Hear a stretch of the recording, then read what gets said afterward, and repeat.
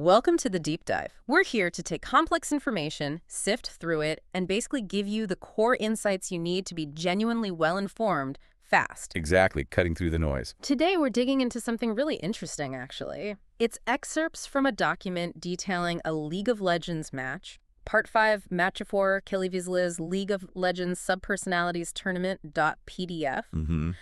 Our mission here is to sort of unpack the strategy, the back and forth, and maybe some surprising moments from this competitive game.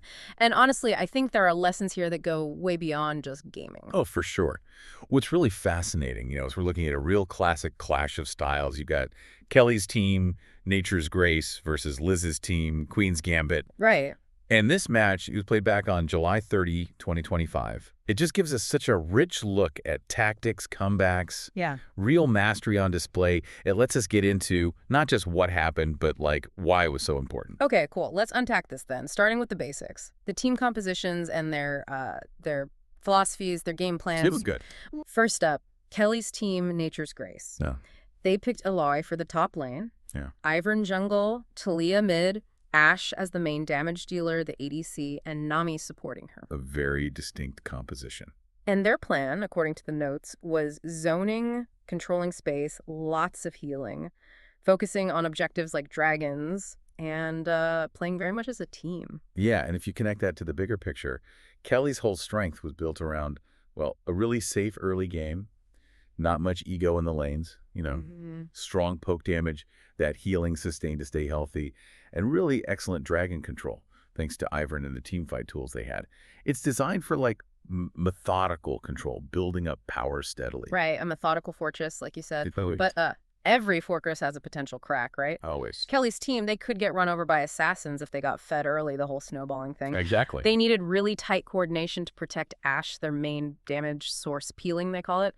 And they were maybe a bit weak in tight jungle fights against big area of effect damage. Yeah, those narrow corridors could be dangerous for them.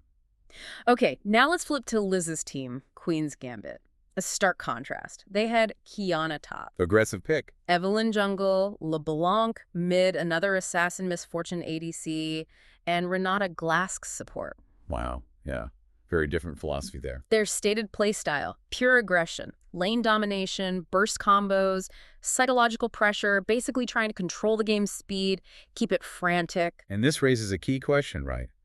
What were Liz's actual strengths with this comp? Oh, wow. High pick potential. They could just jump on someone caught out of position. Huge kill threat in basically every lane. And that quick reset ability, especially with Evelyn getting kills or assists and misfortune potentially snowballing hard, it's all about hitting fast and hitting hard. And the fight quick. Super aggressive. But the flip side is fragility. Absolutely. If they fell behind, they relied so heavily on executing perfectly. Mistakes were really, really costly. And they didn't have many defensive options if their initial attack failed. High risk, high reward, totally. Gotcha. Okay, philosophy's laid out. Let's get into the actual game. Early game, the first 15 minutes. This is where we see those strategies first collide. Yep, the opening moves. Top lane. Liz's Qiyana kind of struggled against Kelly's Illaoi and her sustain. Illaoi was apparently zoning Qiyana pretty hard, keeping her away from the minions. Yeah, that's a tough matchup for Qiyana early if Illaoi plays it right. Mid lane. LeBlanc, Liz's assassin, kept poking Taliyah, but couldn't actually get a kill. Taliyah played it safe, farmed up, and this is interesting. She roamed first, moved to help other lanes before LeBlanc did. Smart play. Playing to her strengths and impacting the map.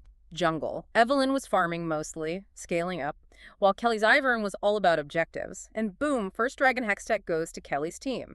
Uncontested. 7.4 on the clock. Big early win for Kelly. Sets up that dragon stacking potential. Okay, now bot lane. This sounds like where the real action was early. Kelly's Ashe and Nami were consistently winning the trades against Misfortune and Renata Glasc. Better poke, better sustain. Right, that Ashe-Nami combo can be oppressive with range and healing. And then, the big moment, level 6, a surprise Nami ultimate. The tidal waves hits Misfortune. Ashe follows up immediately with her arrow. Bang! First blood for Kelly's team. Ooh, nice. That's a huge momentum swing bot lane. And probably a bit tilting for Liz's team. Definitely. And it didn't stop there. Around 1350, there's a fight at the Rift Herald. Liz's team tries to force something. Evelyn and LeBlanc dive onto Taliyah. Looks bad for Kelly. Risky dive. But wait, Kelly's Illaoi teleports in, drops her ultimate tentacles everywhere, turns this 2v3 situation into a double kill for Kelly, just completely flips the script. Wow, that's a massive turnaround. Illaoi showing her power there. Talk about impact. So, early game MVP. Yeah. Feels like it has to be Nami, right? I'd say so, yeah. Her positioning, those ultimates, she really enabled Ashe and set that early lead for Kelly. It just shows how critical good support play is, setting that whole early tempo. Totally agree. Okay, let's move into the mid-game. Roughly 15 to 25 minutes. This is where leads get solidified or thrown away, right? The transition phase. Kelly's team keeps up the pressure. They grab the second dragon, extending their dragon lead to 2-0. They're also up 4 towers to 1, looking dominant. Methodical. Just stacking advantages. Liz's team tries to get back into it by getting vision in the jungle, trying to find picks. But Ivern's presence, plus Ashe's traps, it made it super hard for them to get any wards down safely. Yeah, Kelly's controlling the map information really well there. Yeah. Making it dangerous for Liz to move. But Liz finds an opening. How? Well, even when you're ahead, a mistake can happen. Around 21 minutes, Liz capitalizes. LeBlanc lands her chains on Ashe. Oh, no. And Evelyn is instantly there, deletes Nami. Just gone. A massive pick for Liz's team. Ouch. That hurts. And what did that enable? Baron. With Nami down, Kelly couldn't contest safely. Liz's team takes the Baronar shore buff. Huge power spike for them. A potential comeback starter. Okay, Baron's massive. Game changer, potentially. But Kelly's team, they didn't just roll over, did they? Not at all. Liz's team may be feeling a bit overconfident with Baron, pushes mid, they overcommit. And Illaoi, Kelly's top laner, who'd been pushing a side lane, creating pressure, she flanked them, uses Ghost for speed, gets behind them, drops another monster ultimate. Another huge ult. Rips through Liz's team. It's a 3-for-0 trade in Kelly's favor. Even though Liz had Baron, Kelly completely stopped their siege attempt, just absorbed the pressure and countered perfectly. Incredible. So Liz gets Baron, but Kelly wins the ensuing fight decisively. That's huge resilience. Exactly. It shows that even with a big power buff like Baron, poor execution or great counterplay can completely nullify it. So mid-game MVP, got to be Illaoi again, right? I think it has to be. Turning fights with those ults, yes, but also that constant side lane pressure. She forced Liz's team to react to her constantly, splitting their focus, just immense value. You have to wonder what the comms were like on Liz's side after that fight. Probably some frustration there. I can only imagine. Okay, brings us to the late game. The final stretch, 25 minutes onwards, ending around 37 minutes. Every fight is critical now. Absolutely. Death timers are long. One mistake can end it. Liz's team knows they need to stop Kelly getting the Dragon Soul. They contest the next dragon. Miss Fortune actually lands a really good ultimate in the river fight. Yeah, bullet time can shred. But somehow, Ivern's shields, Nami's heals, they keep Ashe alive just long enough. She kites back, survives. Clutch play. Wow. Ashe living through that is massive. Yeah. Shows the power of Kelly's supportive core. Then Taliyah steps up, uses her ultimate, the Weaver's Wall, to slice the fight in half. She walls off LeBlanc and Evelyn, Liz's main threats. Oh, beautiful peel. Isolating the assassins. Exactly. And this lets Illaoi just dominate the frontline fight, 1v2, even just incredible coordination from Kelly's team. Seriously impressive team fighting. Yeah. Using their composition perfectly. Okay, the final moment, Elder Dragon spawns at 36 minutes. This is usually game right here. Pretty much. The Elder buff is incredibly strong. Execute damage. Kelly's team sets up perfectly. Superior positioning, they control the area around the pit, they zone Liz's team out, the fight starts, and Ashe lands a critical arrow onto Evelyn right before the smite contest. Clutch. That's game-winning potential right there. Yeah. Taking out the enemy jungler before smite, huge. Kelly secures the Elder Dragon cleanly. And that's got to be curtains. Yep. Just 40 seconds later, they push mid with the Elder buff's power. Game over. Kelly wins. What a match, though. Felt closer than maybe the final moment suggested. Definitely. Emotionally layered, like the note said. Both teams really fought hard on their own terms. All right, let's do a quick recap. The match summary highlights. Go there. First blood. Kelly. First dragon. Kelly. First Baron. Liz, they did get that one comeback tool.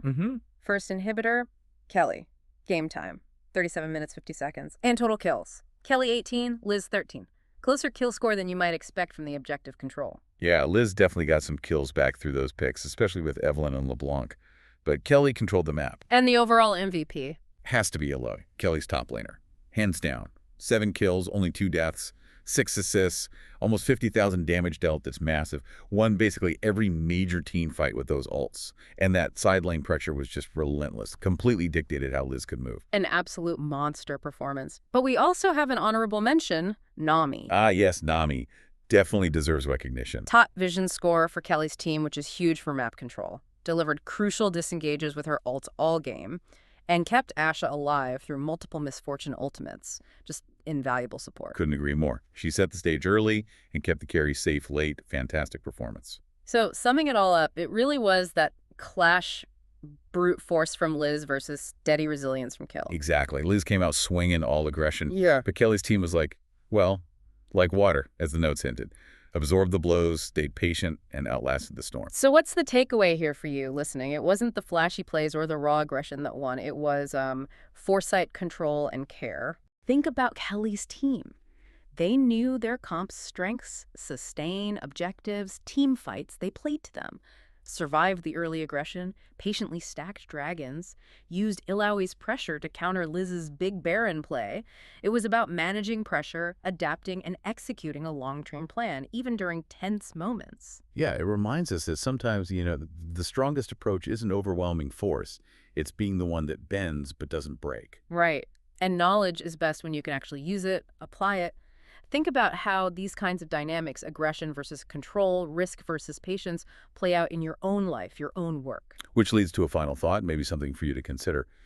Where in your world could that strategy of foresight, control, and care help you, well, outlast the storm and reach your goals, especially when things feel chaotic or you're facing intense pressure?